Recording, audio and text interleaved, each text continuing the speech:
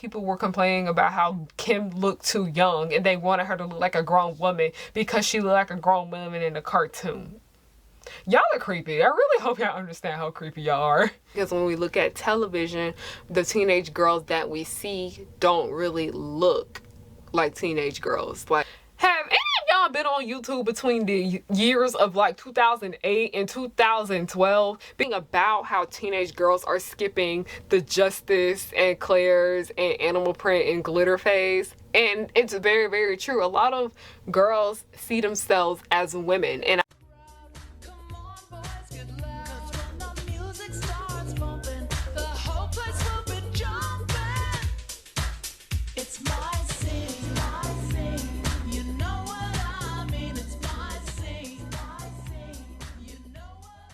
So I graduated high school back in 2019, right? For graduation, they let us decorate our grad caps. Everyone else had something inspiring, and then there was me. Gangstalicious got shot! Again?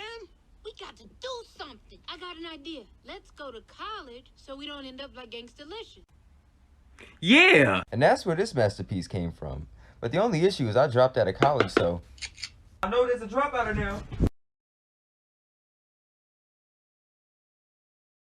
hey y'all, it's Harriyanna and I'm back with another video. I'm mad because I left my camera rolling and I don't know how much footage that took up. But anyway, my name is Harriyanna. Hello. Welcome back to the pirate ship, also known as Harry Hook's pirate ship. Always remember that I am the captain. You are not my first mate. I have no first mate. I have numerous other mates.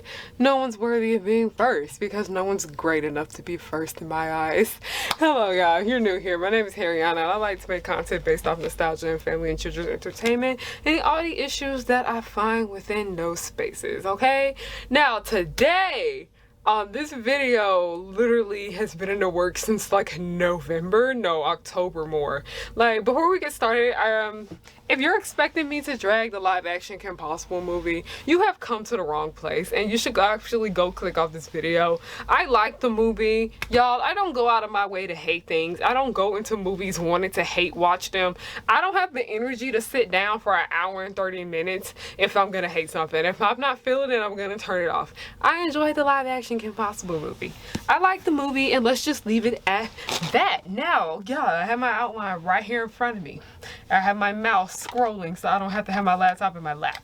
Now this video essay right here originally was going to be me debunking Nostalgia Critic, but that didn't happen because a lot of what he said in that video contributed to a lot of the hate that the movie was getting, and I was just salty. I was just bitter at the time, like with him, and I was just kind of bitter that nobody liked the movie and I enjoyed it and whatnot, so I just left it alone and I ended up just making a separate video about Nostalgia Critic 2, and I'll have that link down below. And to be honest, this girl got harassed so bad and it just needed its own video. This just needs its own video, okay? Now let's go ahead and continue to look at this outline. As y'all know, a lot of people come to me for Disney Channel history. I am kind of like a Disney Channel historian. I'm really into the entire Disney Channel history stuff.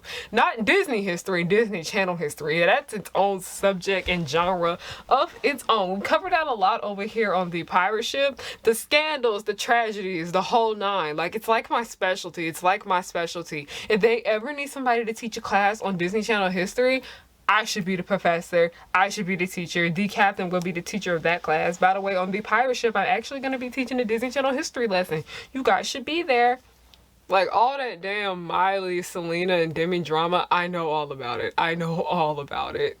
And this right here, along with that, can go right along into the Disney Channel history book, because this mess was horrible, okay? It was so freaking terrible. I am still flabbergasted that this even happened. It was more of a disappointed but not surprised, but still extremely disturbed situation, because it was such a hot mess. But before we get started, I just gotta put myself on real quick. I got a Patreon, go support that. I got merch, go buy that. And I got a web show, go watch that. Let's go ahead and continue back into the video, because y'all be complaining about how long it take me to do my self promotion. Don't nobody sponsor me, I sponsor myself. Now, like I said, we are going to be talking about the controversy that surrounded the live action Kim Possible film today. As you guys saw the title, that is a big problem that came with this film. All of it was just really stupid. Like, people were just being dickheads. A lot of all of this could have been avoided, but I understand why a lot of it happened, and a lot of that is to blame on the original cartoon. So what this came about is that Disney Channel announced that they would be making a live action Kim Possible film, and then next thing you know, everybody on the internet went to their fan cast. And y'all know how it be when people fan cast. They always fan cast people when it comes to teenage roles, people that don't look like teenagers. They were casting every redhead in Hollywood that was not under the age or appeared to be under the age of 18 to be Kim Possible. And I get why they did that. It's still gross, but I get why they did that, because when you look at the original Kim Possible design from the cartoon, she don't look like a teenager. She looks like she's about in her 20s. That's honestly a big problem that I had with the Kim Possible show in general, is that none of the teenage girls, not none of them, because some of them did, and when they did make them look like teenagers, they were just really dorky. A lot of them looked as if they were in their 20s. Like, her already appearing to be a grown woman, and then her constantly wearing her cheerleading costume and crop tops, showing her midriff, it wasn't a good look. So Disney decided they wanted to cast an actual teenage girl for this role. And that teenage girl at the time, she was now grown, is named Sadie Stanley. I'm pretty sure, hold on, is Sadie 20 yet? I'm pretty sure she is. Anyway, I follow her on Instagram. I should know that. Okay, but it was so trippy for me about Sadie in the first place is because I used to be subscribed to Sadie's YouTube channel before she announced that she was going to be in Kim Possible. And it was so nice to see, because I remember she would always be posting about how she is so excited that she got a callback for this role and things like that. And then when she actually revealed that she got it, and then she revealed what the role was, I was like, you did that. You did that. I'm always here to support actors on YouTube. I'm an actor too. I'm always watching acting channels. And for her to land a main character role on a major network that early in her career is amazing. So shout out to Sadie Stanley. You're so great at everything you do. I was super proud of her for landing the role. And so many people were not having them because she didn't live up to their gross fantasies of what a live action Kim Possible should look like. Like, people were just bullying this girl because she didn't live up to the fantasy about what they wanted to do with Kim Possible if she were a real person. It's very, very disgusting. Like I said, this is nothing new. I was disappointed but not surprised, because have any of y'all been on YouTube between the years of like 2008 and 2012? There was so much not safe for work content for Kim Possible on YouTube. Like, it was actually very disturbing. It was during the stage where the only thing on YouTube was like them short viral videos like Charlie Bit My Finger and Soldier Girl.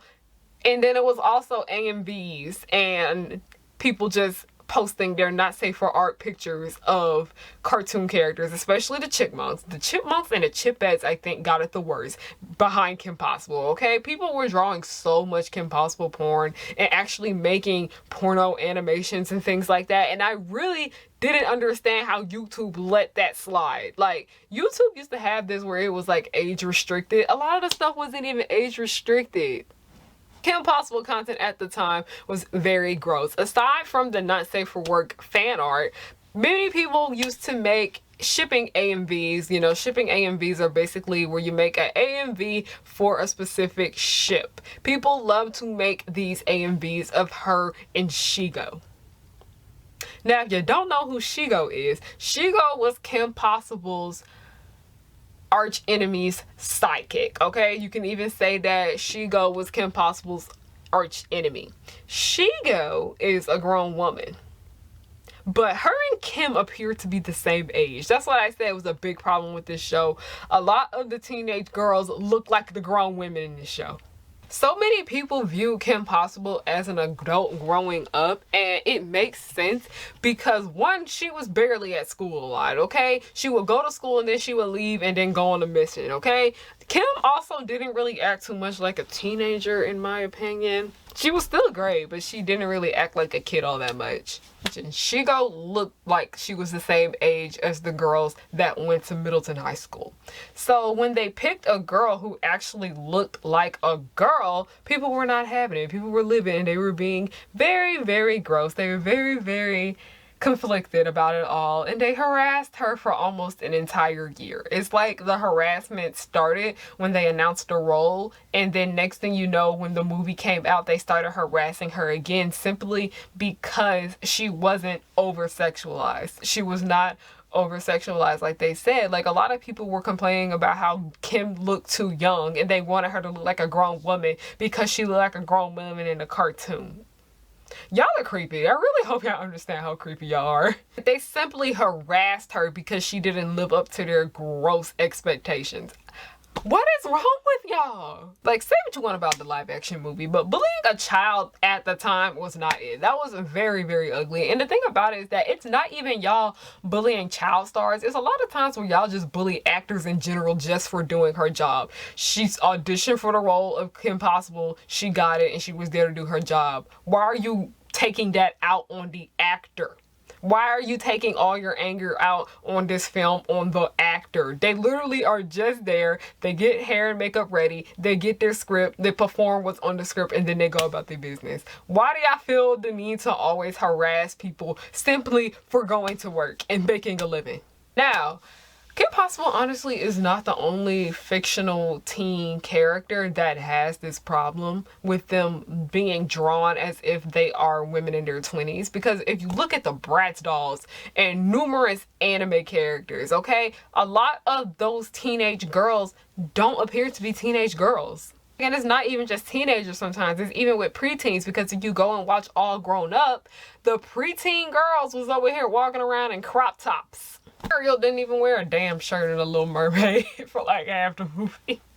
Teen characters and kid characters actually appear to be kids and teenagers, okay? In animation, especially animation, y'all, especially in animation. Euphoria, I'm side-eyeing you when it comes to live action, but specifically with animation, please do better.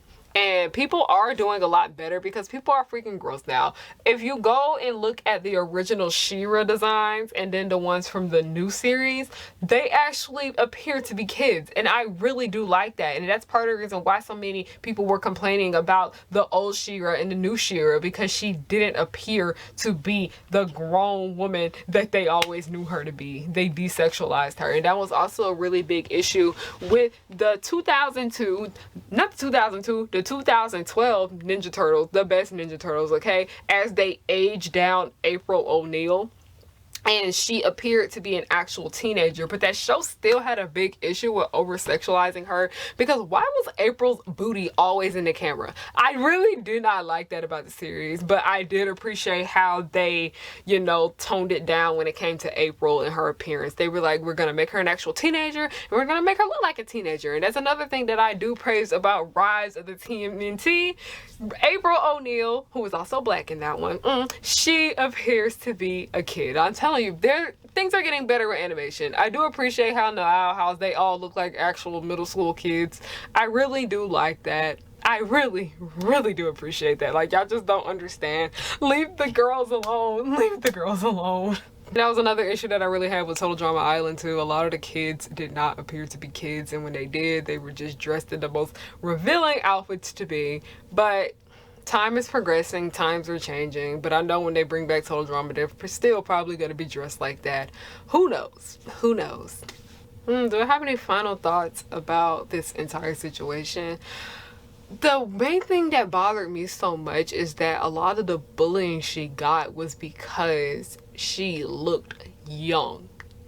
And I find that so freaking strange. I just find it so extremely weird that y'all literally bully her for nothing. She literally did nothing there. She was just existing. She literally was just existing. And it does play a lot into how, you know, teenage girls in general are very over-sexualized. Like, I remember I saw on TikTok and people were talking as if they were talking about how teenage girls are skipping the Justice and Claire's and Animal Print and Glitter phase. And it's very, very true. A lot of girls see themselves as women. And I remember when I was in that age, I was that young, even when I was in high school and stuff like that, my parents played a big factor into why I looked the way I did and the way I dressed the way I did. Like, they did let me play with like makeup and stuff like that.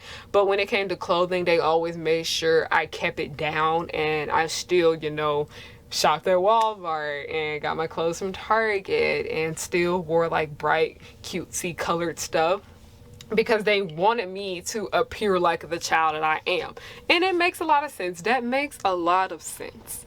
And I just find it weird because when you look at the media that we have, it has a really big influence on the way we view teenage girls, because when we look at television, the teenage girls that we see don't really look like teenage girls. Like, they look as if they're grown women, and a lot of them are played by grown women. And as somebody that gets roles where I am grown but I do play teenagers all the time, I still appear to be young, and in those roles I'm always dressed down and I'm still dressed like a teenager and things like that. Like, even with the progenies and whatnot, the progenies is just very interesting because a lot of the kids in the show just kind of want to appear to be grown. That's part of the reason why I was going all out with the fashion and things like that.